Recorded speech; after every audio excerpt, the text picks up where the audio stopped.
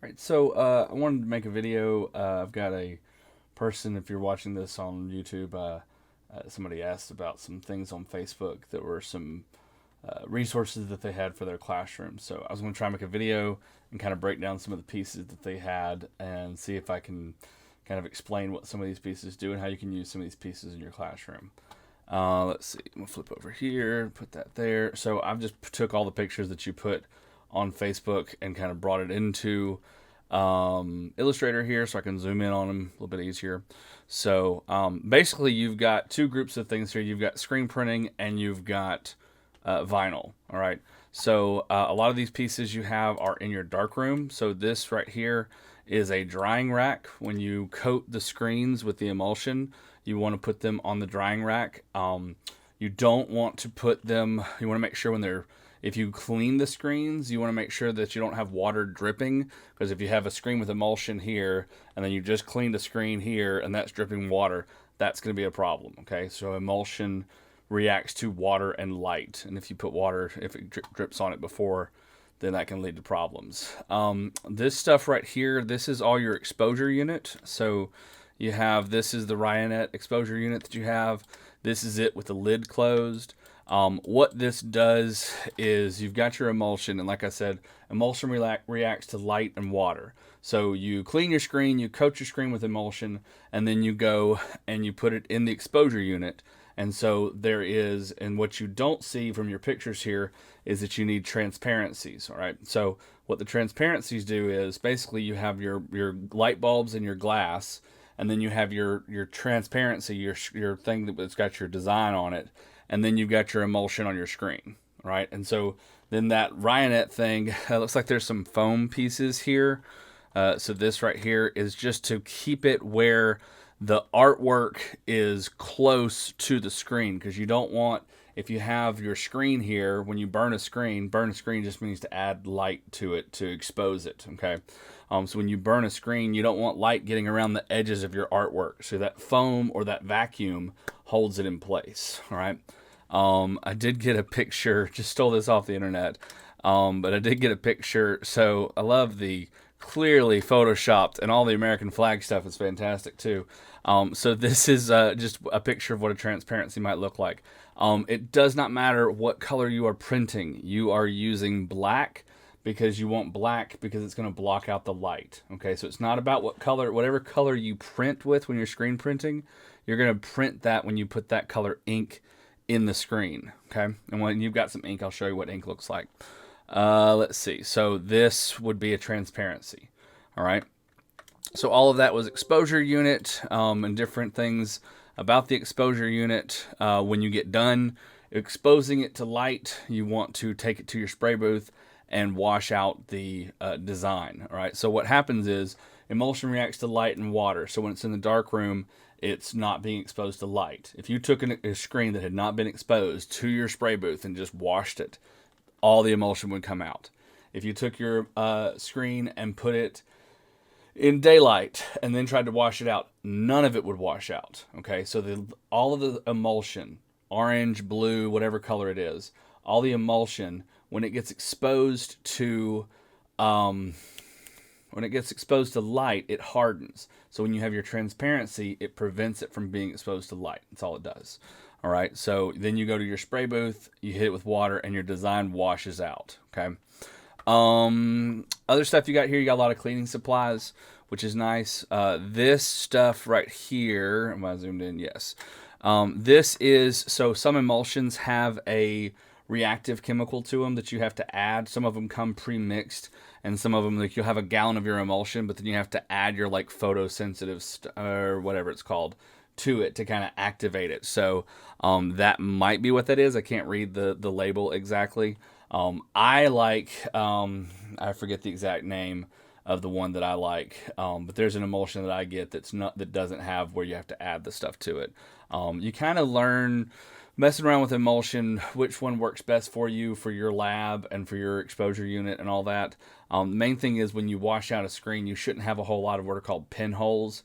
If you wash out the design and you got to put tape over the whole thing because it's just a ton of pinholes where stuff's printing through that you don't want, you might want to look at doing different different emulsion, or you might look at different burn times, or you might look at, are you coating it on 2 on one side, 2 on the other? There's a lot of variables you can mess with. This stuff is degreaser. Okay, so all your degreaser and screen degreaser, yeah. So that is when you're cleaning your screen, okay? So you've got your, when you go to clean your screen, I do a 3-step process. Some people have dip tanks. I don't like dip tanks personally, but you know, whatever you want to do. Especially in a school environment, I wouldn't recommend a dip tank because they can be kind of messy. So this is degreaser. It is designed to remove the ink. So when you go to clean a screen, you scrape out as much of the ink as you can, and then you go and put this on there, and that removes more of it. So I usually spray it and then hit it with a brush, and then wash that off. And then you go to step 2, which is your emulsion remover. You let that sit for a minute, and then scrub it in and all that. Hit it with a pressure washer, and then do the degreaser again. Or a haze remover is what it's also called. And that makes it where your image is nice and clean, your screen is nice and clean. You don't want any trash in there because that's going to lead to problems later on. Let's see here. Emulsion Stripper. So this is probably, sometimes I like to use my step 1 and 3 as the same chemical. So my haze remover and my degreaser is the same thing, but it looks like you might have multiples of that. That's fine. Hand cleaner and conditioner. I mean, yeah. I mean, I don't know. For me, there's a lot of times when you get these kits where they sell you extra stuff that you don't really need. So for me, I always use Fast Orange. Emulsion, I mean, screen printing stuff can be kind of hard to get off your hands depending on how much you have.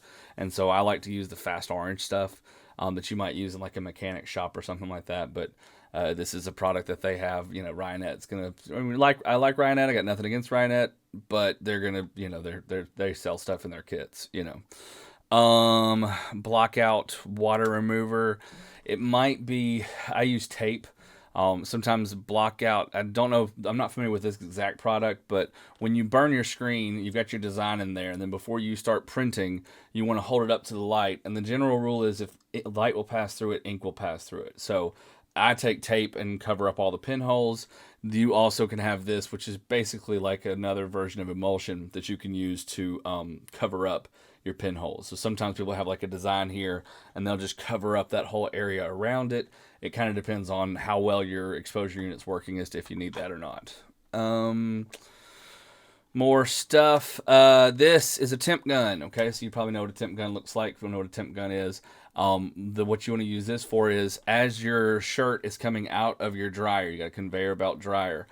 As it's coming out, you want to make sure you're hitting it. Just when you get first started, you want to get hit that and make sure that your temperature is getting up to 330 degrees.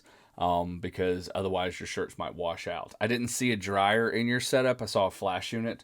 And I'll talk about that when I get to that. But that is your heat gun there, and then these are all just spatulas. Spatulas, or some people call them knives. Some people call them putty knives. You know, I call them knives or spatulas. So, let's see here. Gloves. You know, I mean, you can use gloves. That's fine. I don't like to, but a lot of times, especially my students, you know, they don't. My biggest problem with gloves is you get ink on your hands and you don't know when you go to touch something else that you have ink on your hands. So that's why I kind of don't use it, because it's really easy to just everything you touch just keeps getting messy. And I'll talk about when I get to ink. But you got to understand kind of how to use ink because it can get away from you. Haze Remover, we talked about that. Oh, so you've got these. There's a reason you got 2 of these, okay? My step 1 and step 2 when I'm doing the cleaning process, I have a dirty one, right? And then when I use my Haze Remover for my last step, you want to make sure you're getting that as clean as you can, and so you want to have a clean brush for that one. And then the more you use it, eventually your clean one gets so dirty that it gets downgraded to your dirty one, and then you get a new one, and that one becomes your clean one, okay? So yeah, all of that. These are screens. So I'm gonna zoom in on this so we can see what we're talking about. These are screens. So you've got your mesh on your screens.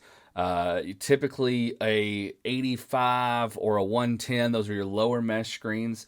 Mesh. You think about a screen like a thread count on your sheets, right? So the higher the number, the more thread there is, more thread count, more lines in their screen or whatever you want to say, which is great because you can get more detail with your higher numbers, but it's awful because you can't push through a thicker ink. So especially if you're printing like white is a really thick ink, and so if you're printing white on a 305 screen, it's just make sure it's worth it because it takes a lot of work to push that through. So 305s, usually when you're doing 305s, you're looking at like, you're going to be doing what you call like halftones and like even 4-color process stuff. Okay, so I don't use 305s a whole lot. I'm using 110s and 156s. I love 156s. And you can also get, so there's white mesh and there's yellow mesh. Same thread count, but with the yellow mesh, the light hits it a little bit differently. So I found that I could get a better resolution design on a 156 yellow than I could on a 156 white. So that's just kind of what I found. So there's different color meshes, but the mesh count is really what you're looking for. And if you don't know what the mesh count is, they do have little template things you can use that'll show you when you hold it up to it, you can see kind of where the pattern changes to kind of figure out what the mesh is. And as you do it, you kind of get to a place where you can feel them. But it is a good idea to mark on them. I can see on this one right here, like this says 110, and that's very common. You got a 110 right here, okay, which is great. I love 110. 110s are awesome. You know, also the higher the mesh, the lower the mesh, the more ink you're laying down. So if you don't want to have a big thick print on the design, you might not want to be using a 110. It all depends on what color ink you're printing, what garment you're printing, and what the design looks like. So it's really hard to say, use this one, you know. Let's see here. These are just mats. A lot of times people will have these around, you know, you're standing at one spot a lot when you're screen printing. So a lot of times people will have those there. That's just, you know, that's up to you. I did work at a shop one time that had cardboard, and we put cardboard down on the floor, and it's so hard to clean up the ink, and the ink would just kind of stay there. And then if you just get it on the bottom of your shoes and all that. So just make sure if you're using those, that if somebody, especially your students, drop ink on the floor, you're able to clean it up, because if it gets on the bottom of your shoe, then it can track all over the place and you can have a problem. Let's see, I lost my screen. There I am. Sorry, hit the wrong input. I don't want to do that one yet. I'm still staying on this. These are squeegees. So squeegees have different, the harder the squeegee and the softer the squeegee, it all depends on how much ink you're trying to pass through, and then the width of the squeegee, you know. So you have several of these. This is what you use to pull the ink or push. You can also push the ink through the screen. So the ink and the screen is all set up, and you're going to use the squeegee to pull the ink. And as you do that, you're going to be pushing it through the screen and onto the t-shirt or whatever the garment is. Let's see here. Sorry about that. I clicked the wrong button. Apparently closed out the video. So anyway, we were talking about the squeegees. So going on to the next thing here. Let's see if I can do this without screwing it up this time. There we go. Okay, so squeegees and some of the other stuff. So I just talked about how you can use the squeegee to push the ink through the screen. So this over here is the screen, right? So that's one of those squeegees kind of in action or whatever. One of the things I'll recommend too, looking at these pictures here, you're going to want to put some tape right here. What I like to do is, it's like, here's the screen goes like this, and then here's the inside, so this is where the ink is. So I like to put some tape both on the metal and on the screen right here. Number one, your screen is not going to go, your emulsion, when you coat the screen, is not going to go all the way to the edge. It's just not. And so by putting tape there, you keep ink from passing through when it's not supposed to. It also helps you with cleanup later on, because you get ink on the tape, and you can just pull the tape off and throw it away, as opposed to having to clean the ink off of the screen, off the frame. Especially those metal frames, it's just really hard to get them clean sometimes. So I highly recommend getting some tape right here on the inside of the screen. So it looks like you also have, and I realize this is stuff that you inherited, so who knows what was going on with this job. But you can get, a lot of times you can get 2 designs per screen, depending on how big the design is. So this is a design right here, and then there's another design right here, looks like probably a left chest. So you can get that by flipping the screen, but you're going to want to put tape on that also. So that makes it where the ink doesn't pass through. And I may make a video just kind of showing how to do that on my press that I have at my school. So let's see. This is a 4-color press. So you have a 4-color, 1-station press. So 1 station means you don't have the carousel that can spin. So you only have, if you have to use the flash unit, which I'll talk about in a second, you can only flash 1 at a time. And then you've got your colors, so you could do up to 4-color design. However, what you don't have is micro registration. So these screens, they only have where this locks in place right here, and that's it. Not a big deal, but my recommendation is to make sure when you do your design, try not to do a whole lot of things that have a lot of, I need to charge my battery. Try to do things that don't have a lot of colors where they touch, right? If the colors butt up against each other and your registration has to be really tight, make sure you're doing an overlay or what's called a trap. And that's just when you set up your art, because these right here, you're not having the micro registration that'll make it a lot easier. Let's see, here and then here. But this is good though. I mean, this is a good press. It's fine, you know, but just kind of keep that in mind. Know what the press does, because otherwise you're going to be frustrated because you can't. Micro registration lets you change just a little bit. Micro registration is your design is lined up. It's registered. Okay. Little drying rack underneath here. We already talked about that picture. This is your flash unit. Flash units is some shops will use it as a dryer. I don't recommend doing that because you really don't have the consistency of a dryer when you send it down a conveyor belt, and it can be cured for a certain amount of time. A lot of shops will start out using these things and they like it. That's fine. Personally, I don't like that. Okay. So one thing that I recommend to people when they get their shop started like this is to have a, find somebody like a local print shop, right? I can use this flash unit and make it be dry to the touch, and then bring it to your shop, say, hey, can I run it down your dryer? And then now you know it's gone down a dryer and it's actually not going to wash out, because you don't want to have all your stuff wash out and come back to you. Okay. Other thing I do is, this is important for my classroom. I tell people this is the most dangerous piece of equipment in my classroom. Okay. Because it is an exposed heating element. This does where you print the shirt. And so the shirt's, this is a terrible way of showing this. The shirt's on the board, and this can swing out and hover over that, right? But it's an exposed heating element. And so if you don't handle it properly, or if you walk away from something, oh, hey, I got a question. Oh, no problem. Let me go check this out. And then you leave a shirt underneath that, then that shirt, if it stays under there for too long, it can catch on fire. So make sure before you walk away from it that nothing is underneath it, and make sure that your students understand how to handle it. And I like to tell my students to always treat it as if it's on, and that way you have, if you always, it's like a weapon, right? So if you always treat it like it's loaded, then you're not going to have a problem, right? So we always treat this as if it's on. And you don't have to wonder, oh, is it on? Is it not? Can I grab it here to move it? Don't. Just grab it. There's a piece right here that you need to grab it by. And that's what you need to do. All right. So anyway, that's the flash unit though. These. Okay, I missed these pieces. I'll do it real quick. So this is a cheap version of an exposure unit. Let me zoom in. I'm talking about this halogen bulb here. So you don't really need that necessarily because you have that other exposure unit. A lot of times when print shops are getting started, they'll use a unit like this. I used a similar thing to this, just kind of homemade exposure unit when I had my business. So it works, but I would recommend the other thing that you have because it has the vacuum stuff kind of built into it.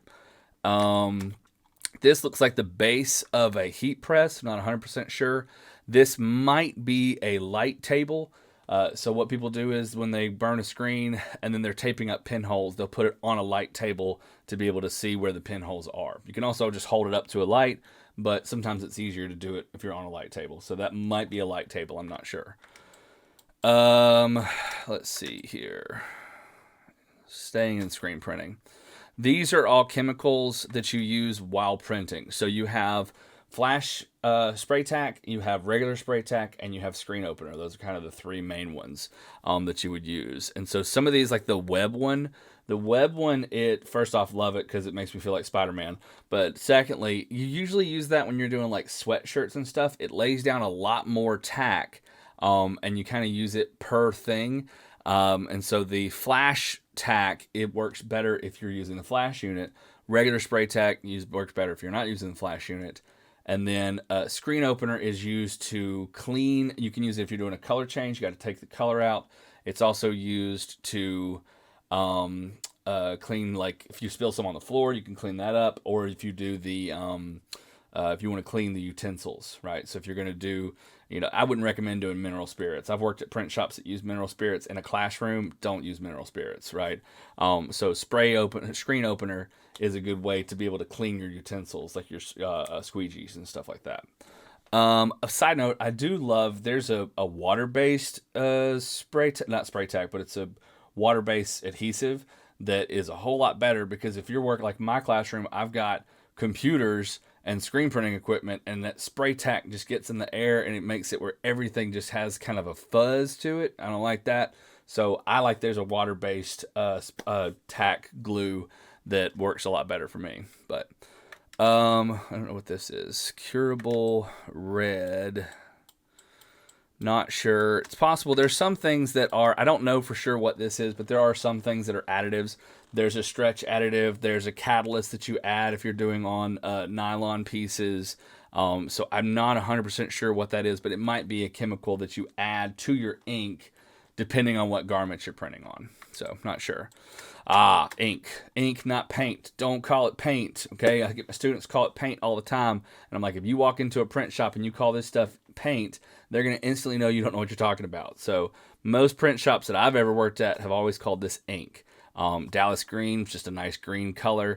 One of the great things and terrible things about ink is that it does not dry unless you apply heat to it. I've had where we've taken the lid off of something and you'll leave the lid off of it for months and it won't dry out. Okay. So when you print, you can send it down the dryer, that's when it dries. But this is good and bad, because like I said, you get ink on your hand and then you go touch a shirt and now I have ink on the shirt. You go to my first shop that I worked at, I would get ink on the bottom of my shoes, and then when I would go home to my apartment, I could see where all my footsteps were. And one day my roommate was like, "What is going on with this?" And sure enough, it was exactly where I stepped every single day. So because I had wet ink on the bottom of my shoes. And just keep in mind, this is textile ink that's designed to go in your clothes and not come out. So you want to make sure that your students are aware of that. And there is, I don't see it in here, but there are things called spot guns or goof guns that you can use to clean out a little bit of ink, but you can't like wash out a whole design. So moving along here, we're kind of getting along on this video here, but that's okay. You're welcome to skip around or stop listening, whatever, I guess. Okay, so that's about it for screen printing, just from the things that you have here. One of the main things that people don't realize when they get into screen printing is you got to have a dark room, you got to have a exposure unit, you got to have a spray booth and all these chemicals, I'm on a septic tank, all these different things, right? So one of the cheaper ways to be able to do t-shirts is heat press and vinyl, and you have that also, which is nice. So let's see, this is your vinyl cutter. This is your vinyl cutter right here. I don't see a brand here, or at least not one that I can read. I have a Graphtec, which I really like, but this is, it seems to be a nice enough vinyl cutter. So you make your design in Illustrator or whatever you're using, cut out using vector format. This is the same thing as like what you have with a Cricut, but it's a commercial grade version of that. Okay. So these are heat press. This is a heat press right here. And I like this table. I don't know why, but I like this, and I like that the gray is on top of that, but that's another side story. And my camera just died. Hang on a second. Okay, take 3. Sorry about that. My battery died, and I moved my camera in the middle of this, and so if I'm just a little bit off and that bothers you, I'm sorry. So we were talking about the difference between screen printing and heat press. The big thing about heat press versus screen printing. Screen printing is great if you're going to do 100 shirts, right? And I'm going to print the exact same thing on all of these shirts. Heat press is better if you're going to do a shirt, or I'm going to do names on the back of shirts and I want to have them all be different, right? Screen printing, when you burn that screen, it's pretty much the same. There's a couple of modifications you can do, but it's really, really, you want to think about screen printing as I'm doing just this one design on a whole bunch of shirts or whatever you're printing. Heat press is more expensive per shirt, but only if you're doing if you're doing, you know, like I said, if you're doing a whole bunch of them, you wouldn't want to do heat press necessarily.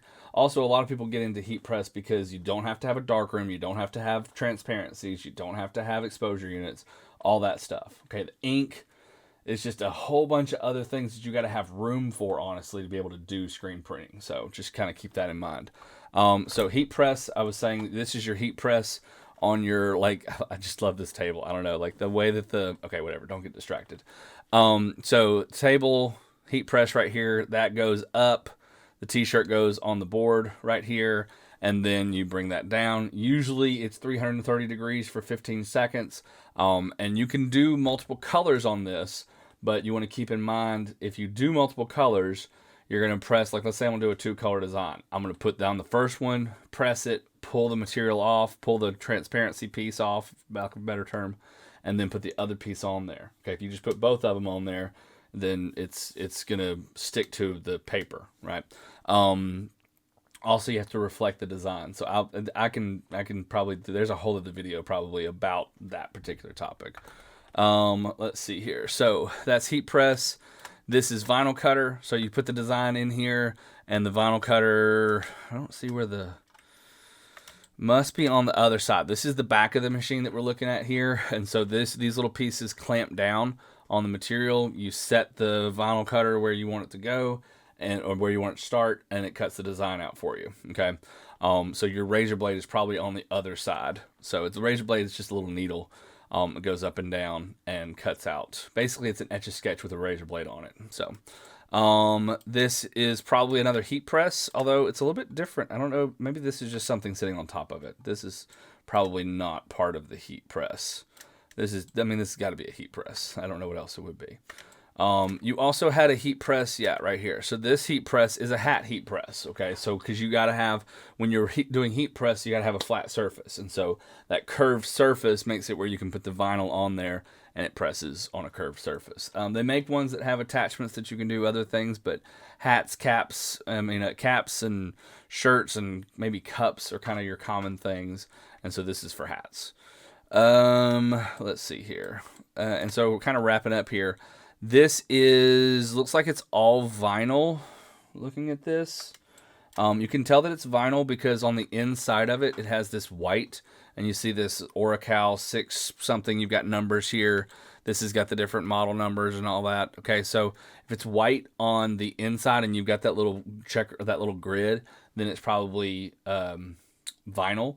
And then the stuff that has, I'm not seeing any here, but there's heat press material. Some people call it HTV or heat transfer vinyl. I've never really heard it called that outside of the kind of hobby side, like the hobby side of it. I never heard it called that on the commercial side. We just always called it heat transfer or heat press material. So this actually looks like it's heat press material, which is weird because it's like it's a wide roll, but it might be. So anyway, main difference is the difference between vinyl and heat press. Okay, heat press is going to have the application tape already on it. So it's application tape and heat press material. You cut the design upside down. You got to reflect it. You cut the design and then you peel all the stuff off. It's called weeding. You weed all the material off and then you can put the design on. But see, you cut it upside down because you're going to flip it to put it on the shirt to press. Vinyl, you cut it normal. And then you go and you weed it out, and then you take application tape. They make a clear application tape that's much better than the other stuff. But anyway, application tape on the material, and then you can pick that up and put it wherever you want. So that's a lot. That's a lot of stuff that you've got here, which is great. I don't know that everything is working. I don't know that everything is what you need. Like I said, you've got I didn't cover this piece. This is I'm on that screen. There we go. This is I saw somebody say that it was like a magnifier, not a magnifier. It's used in photo developing. I used to work at a print shop that had, this is how they burn screens. They use a piece like this, but it's an older piece of technology. And so I've never used this. It might be photo development. It might be used for burning screens, but it's kind of like that. the halogen bulb thing that you had, that you may not actually need it, right? But and there's like a poster back here that's got develop times and stuff, so I could be wrong. It could be something that is new and modern and fantastic, and I just don't know what it is. Oh yeah, for sure. So this is your spray booth. So spray booth, this is how you clean screens. This is how you wash out screens. This is how you clean screens. I didn't see a lot. Yeah. So you got a drain right there. Okay.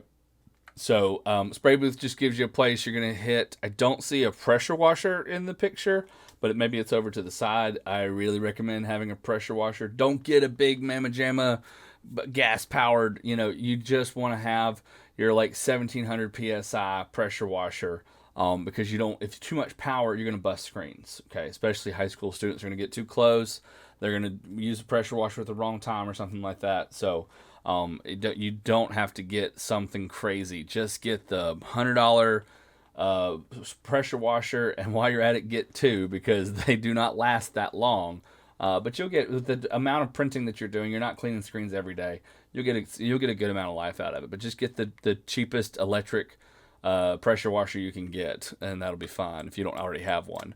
I did see a post, you were asking about cleaning stuff, and you were talking about if there's stuff that is you can't get rid of this. So this, I would put the you could either use the ink degradant if you were using it in the spray booth, or you could also just get a paper towel and do the green can screen opener. Use the screen opener, right? So you spray screen opener on that, and then wipe that off. Just watch out.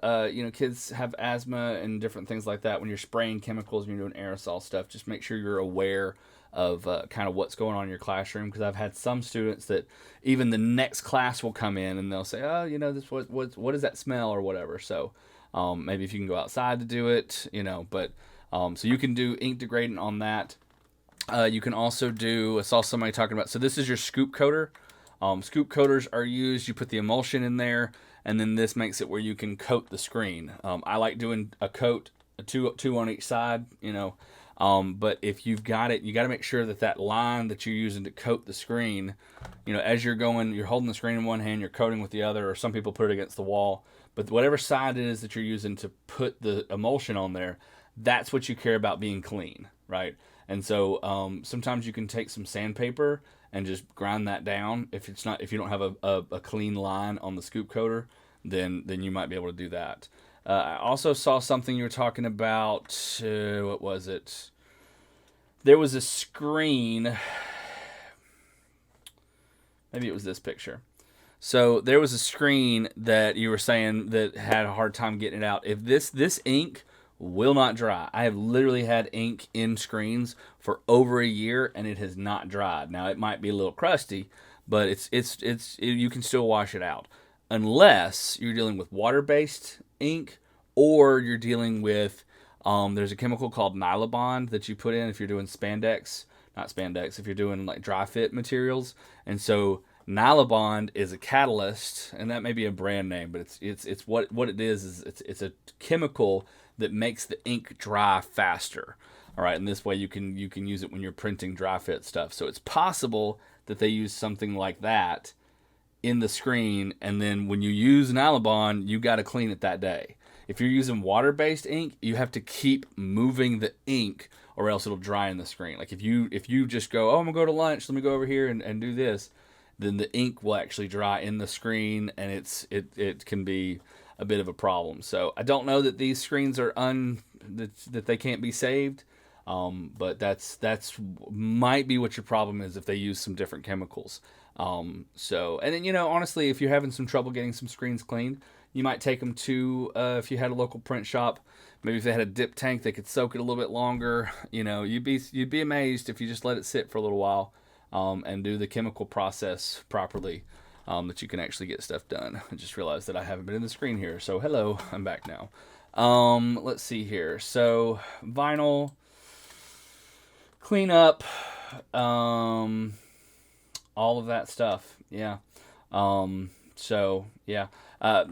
will say this. So my background, I didn't say this at the beginning. I probably should have.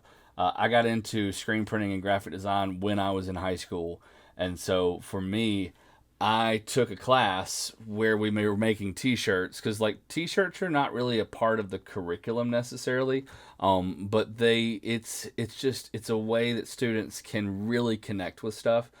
For me, I started and I printed T-shirts, and somebody said, "Hey, that's a cool shirt. Where'd you get it?" And I said, "Well, I made it, and for $10, I can make you one too, right?" And so for me, my kind of story is I started printing shirts, selling them out of the trunk of my car. Had a little business for a while. Now I'm teaching the graphic design, the same kind of ad design program that I was teaching, that I took when I was in high school. And so, it is hard to explain the emotion you get when you see somebody else wearing something that you designed. So when you've got these students, some of these classes, people don't have access to screen printing stuff. That's okay. Still do designs and find a place that you can outsource that production. Look into the heat press stuff, because it is relatively more affordable. Get the little. You don't have to get the $6,000 M&R press. You can get stuff like this that still does the job. So, but people being able to see their designs out there in the world is it's kind of exciting, and it gets them excited about your program for sure. So anyway, that's that is I have no idea how long this video is. I got cut 3 different times. I'm just going to put all of those together because it's like midnight, and so I'm just going to throw it together. So if you have any more questions, please ask me. I'm still trying to figure out some of this stuff on my own, but I've been doing graphic design for about 20 years. So if I can help you with anything, then let me know. Thanks. Good luck.